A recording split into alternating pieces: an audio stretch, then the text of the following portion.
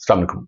अच्छा, इंडिया को जो एक बात बहुत ज़्यादा फ़ेवर कर रही है, वो ये है कि पिछले दिनों जो जनरल आसिम मुनीर ने जो गैर मुल्की डायस्पोरा पाकिस्तानी डायस्पोरा के साथ एक मीटिंग की थी।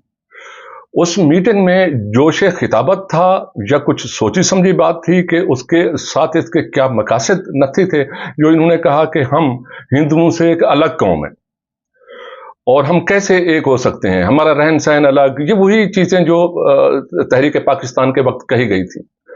अब देखें, कोई भी नैरेटिव आप उस वक्त बनाते हैं जब उसके कोई मकासद हों। क्या हम जो हैं बुद्ध मत से अलग कौम नहीं है?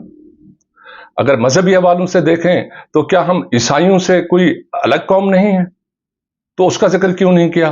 क्या हम यहूदियों से कोई अलग कौम नहीं है? उनका जिक्र क्यों नहीं हुआ?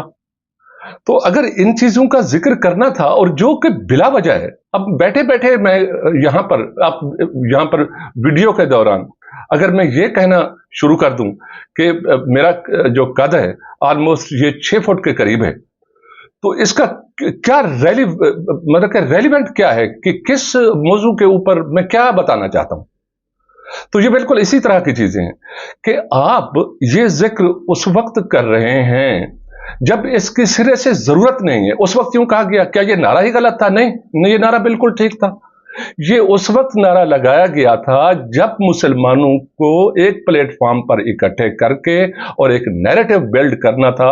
और मुखातिब कौन लोग थे? जिनकी कॉलोनी था, यूके की हुकूमत थी, अंग्रेज था, उसको मुखातिब करके बता रहे थे कि जब आप इस के वाइंड अप करने लगे हैं इस वर्ल्ड वार 2 के बाद और तहरीक खिलाफत के खत्म होने के बाद ये सब कुछ कर रहे हैं, तो आप खुदारा हमें एक अलग कौम है तो इसकी पार्टीशन करते जाएं।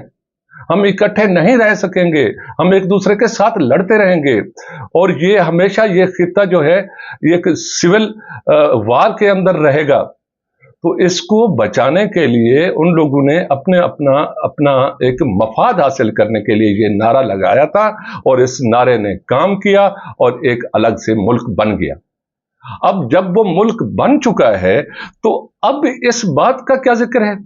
नहीं, इस बात का फिर मकसद क्या है? अब आपने क्या हासिल करना है? अब तो यहां पर यह तकसीम चल पड़ी है कि वो बलोच हैं, वो सिंधी हैं, ये सराइकी हैं, वो पंजाबी हैं, उधर पख्तून हैं। अब तो ये चल पड़ा है। अब तो आप इनको संभालें। तो अब आप किसको मुखातिब हैं? और अगर जिक्र करना है कि हम हिंदुओं से अलग कौम हैं, तो फिर सबका कर दिया करें कि हम हिंदुओं से अलग कौम हैं, हम बुद्ध मत से भी एक अलग कौम हैं, हम बुद्धों से अलग कौम हैं, हम जो है ईसाइयों से एक अलग कौम है, यहूदियों से अब कंपेयर करें तो हम फिर सबका बोलना शुरू कर दिया करें। ये करें बिला मकसद।